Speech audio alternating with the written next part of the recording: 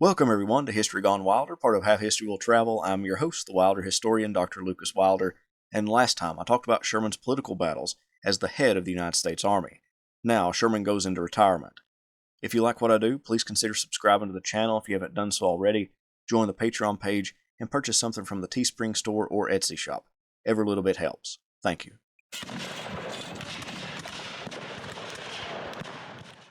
By the early 1880s, Sherman had become tired of dealing with politicians, and he felt that his position now only hindered the upward advancement of commanders under him. When Congress agreed to give him full pay and retirement for the rest of his life, Sherman notified the Secretary of War that he would turn over his command to Philip Sheridan in November 1883, taking his staff to St. Louis to await the formal retirement date of February 8, 1884, when he turned 64. The President, Chester A. Arthur, agreed to the situation. The last months of Sherman's tenure as the head of the Army was quiet. He had some recommendations, like the 12-company, 3-battalion regiments for all service arms, and advocated for a regular rotation of troops from the frontier to more established posts. He would write to his daughter Ellie, "If I had done nothing else than aid the development of the Great West, the Mississippi and Pacific, to make it accessible and susceptible of settlement by peaceful families, I will rest content quite as much as if I had attended church every day for every year of my life." On February 8, 1884, Sherman officially retired with a message thanking the soldiers. His home in St. Louis was on Garrison Avenue, and it was the same home that Missouri citizens had bought for him in 1865. He hoped to finally be rid of politicians, but he was sadly mistaken. From 1868 until Sherman passed away, in every presidential election cycle, Sherman's name came up as a possible candidate. Both Republicans and Democrats sought him as a candidate, but Sherman would state that getting the presidency would be a miserable task and that he would kill someone so that he would be thrown into a penitentiary instead. In 1868, after being asked to become a candidate, he stated, "I have long since made up my mind never under any state of facts to be drawn into politics." In 1871, he wrote, "If nominated by either party, I should peremptorily decline, and even if unanimously elected, I should decline to serve." In 1876, Sherman declared, "I never have been, am not now, and never will be a candidate for the high office of President before any convention of the people." In 1882, he stated, "No earthly consideration shall ever induce me to consent to have my name bandied about as a candidate. I treat the suggestion now with ridicule, but if any unauthorized party uses my name in this connection, I shall answer in such a way as to leave no room for doubt." In 1884, during one of the most persistent attempts to get Sherman to become a candidate, Sherman wrote back in a now famous line, "I will not accept if nominated, and I will not serve if elected." When some politicians asked him to run as an independent candidate and offered him $10,000 to do so, Sherman responded, "Multiply that sum by 1,000,000, and add thereto the wealth of all the Vanderbilts, Astors, Goulds, and etc., with the contents of the U.S. internal treasury, and he still would not run." Other than fighting off a candidacy, Sherman dedicated his retirement, and in fact his entire post-war life, to recounting the Civil War as it had occurred. He would write, "The great lessons of our Civil War were that each youth must be faithful to his whole country and not a part, that each must stand ready to do his manful part, that wars are as much a part of God's providence as the thunderstorm, and that war's legitimate object is more perfect peace. We the victors must stamp on all history that we were right and they were wrong, that we beat them in battle as well as in argument, and that we must give direction to future events." Sherman began writing his memoirs in the early 1870s and had completed it by 1875. In it, he sought to account for the reasons and causes of events during the conflict and to make it a little easier for historians to retell the story of the war. Just like he would in retirement, Sherman wanted the war to be remembered as a conflict that decided the issue of secession and held the country together. He would give addresses at banquets and reunions about the war, hoping to stem the tide of lost cause arguments. He probably gave thousands of speeches since the end of the Civil War, and the audience would become wrapped up in his enthusiasm and charisma with each story he told. As president of the Society of the Army of the Tennessee for 22 years, he made some kind of speech at every meeting and ruled the meeting with an iron fist. In an 1887 address to the Grand Army of the Republic, he stated, The war in which we were engaged was a holy war. They may call it otherwise, but it was a holy war, a war in the interest not only of America, but of the whole human race. It was one of the proudest points in our history that our young men, regardless of party and other former associations, rushed to the rescue of that flag, which is the symbol of our nation. Sherman felt little animosity toward white Southerners. He became friends with and helped men like Joseph E. Johnston, John Bell Hood, Joseph Wheeler, and former Vice President of the Confederacy Alexander Stephens. However, Sherman and former Confederate President Jefferson Davis became even worse enemies after the war. In 1879, a tour of the South through Atlanta, New Orleans, and then the state of Mississippi, Sherman was on a train with the former president. When someone asked for him to go greet Davis, Sherman politely refused, demonstrating their dislike of one another. As one of Sherman's biographers wrote, both men were stubborn, outspoken, easily angered, and slow to forgive and forget. Sherman despised anyone who continued to insist that the South had been justified in warring against the United States, and Davis was the leading exponent of that view. Similarly, Davis castigated anyone who upheld the Union side.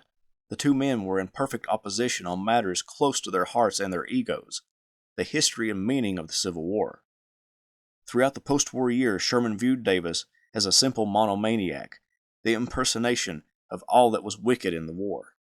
Davis criticized Sherman's depopulation of Atlanta and the March to the Sea as unusually cruel during war, and compared him to some of the worst war criminals in history. Nowhere was Davis more critical than in his two-volume set, The Rise and Fall of the Confederate Government.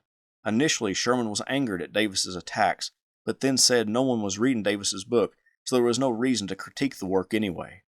Sherman didn't forget Davis and asserted that Davis threatened to send Lee's army against individual states that wanted to secede from the Confederacy. Davis told Sherman to show the papers highlighting the accusation, but Sherman stated they were in batches of papers captured by his troops and were sent to Chicago and destroyed in the Chicago Fire. Sherman also leveled a conspiracy against Davis, saying that as a member of the United States government, he conspired to overthrow it, particularly as the Secretary of War. In a resolution passed by the Senate called Sherman's Report on the Activities of the Confederate Executive Department, Sherman continued to push this conspiracy. In it, Sherman included the letter from Alexander Stephens claiming that Davis abandoned the states' rights position and aimed at absolute power as president. Sherman wanted Davis's name to become synonymous with Benedict Arnold and Aaron Burr. Not only did he battle against Davis and the Lost Cause, but he battled against members of the Army of the Cumberland, or Ohio. A member of that army wrote that the Army of the Ohio, soon to become the Army of the Cumberland, saved the day at Shiloh, and the Army of the Tennessee would have been destroyed had the Army of the Ohio not arrived. Sherman accused the Army of the Ohio of intentionally not making it to the battlefield on the first day to avoid the fighting. Nevertheless, Sherman continued to fight for the Union through his rhetoric. As he said in one speech, "Wars are not all evil. They are part of the grand machinery in which this world is governed. Thunderstorms which purify the political atmosphere, test the manhood of a people, and prove whether they are worthy to take rank with others engaged in the same task by different methods." Sherman enjoyed plays and the theater from the first time he saw one on his way to West Point as a young man. The intrigue never left him, and he even kept a charge account at theaters in New York. His appearance at theaters often elicited a standing ovation, and because of his status, he got to go backstage and talk with the actors. He rarely sat for an entire play, though. He would watch half one night and go back the following night to catch the other half. His obligations and racing mind prevented him from staying in one place too long. He became friendly with Buffalo Bill Cody when Cody scouted for him in late 1865 and would go see the Buffalo Bill Wild West show. When Cody went to Europe, he traveled with a letter of introduction from Sherman, and Cody kept Sherman apprised of his activities. The circus was also on Sherman's agenda, being a fan of P.T. Barnum. Almost everything in the circus excited the old general, whether it was the elephants, clowns, or acrobats. Ellen never liked the social obligations that accompanied her famous husband. She seldom attended gatherings, dinners, or galas that Sherman had to attend. Sherman grew tired of having to lie to everyone who asked where she was. He would say she was sick when she indeed wasn't. However, despite Sherman's beliefs that she was a hypochondriac, and to some degree that was true, Ellen did have ailments. She regularly had boils that popped up in locations all over her body. After Sherman's retirement, Ellen grew even more sick, but Sherman believed that it was all in her mind. Her refusal to exercise as the doctor ordered exasperated Sherman, who believed if she wanted to get better, she needed to do as the doctor said. What some historians believe was heart disease began to take effect on Ellen.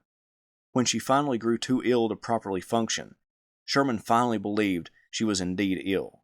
Doctors were called in and took care of her. On November 28, 1888, Ellen was being attended to by nurses upstairs while Sherman was downstairs in his office. A nurse called down to Sherman to hurry up to Ellen's room, that his wife was dying. Sherman bounded up the stairs, yelling, "Wait for me, Ellen. No one ever loved you as I loved you." He was too late. She passed away before he could get up the stairs. He had had disagreements with Ellen through their entire relationship, but he did love her, and he was shaken to his core with her death, especially since he had denied that she was as sick as she claimed. It took months, but Sherman finally returned to what he always did: go to functions in the theater, answer letters, and talk with frequent guests.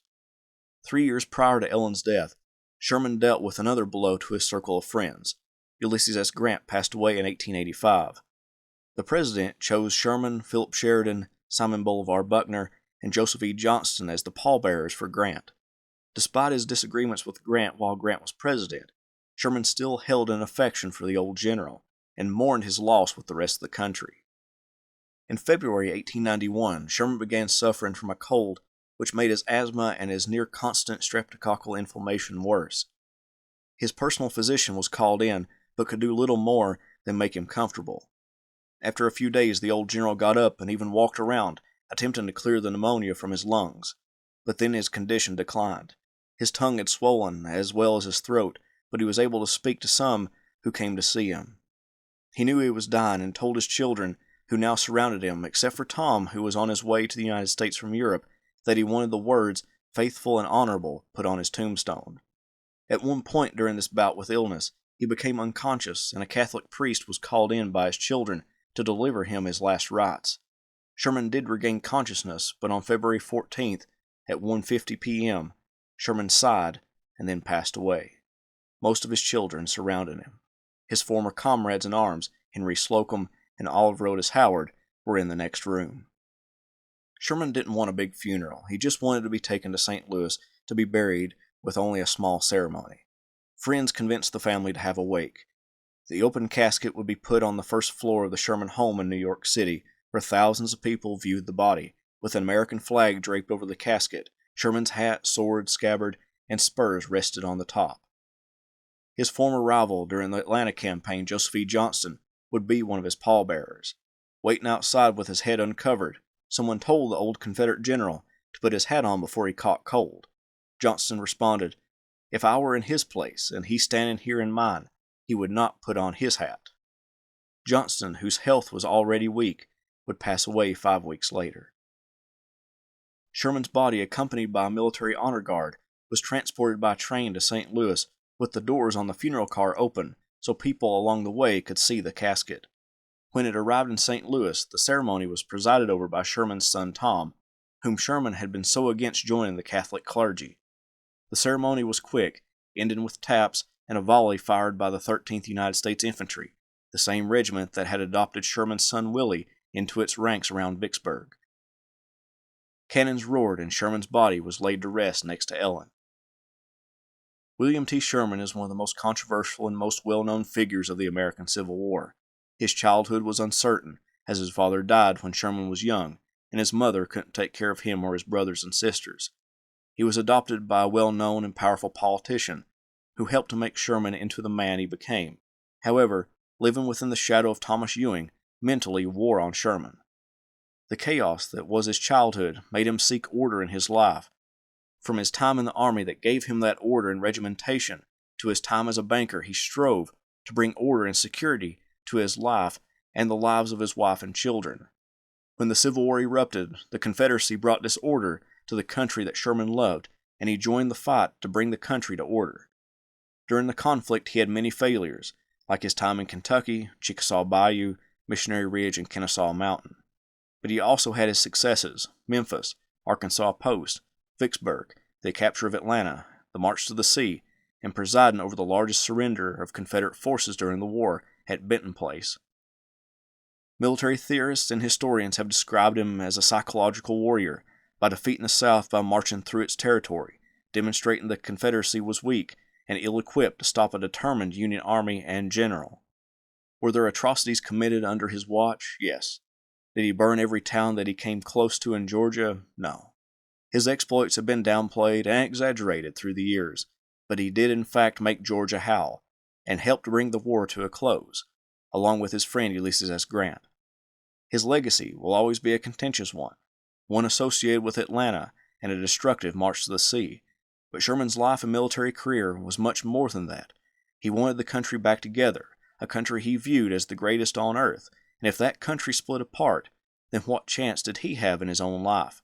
So he set about bringing the war that separated it to an end, to bring order to his country and himself.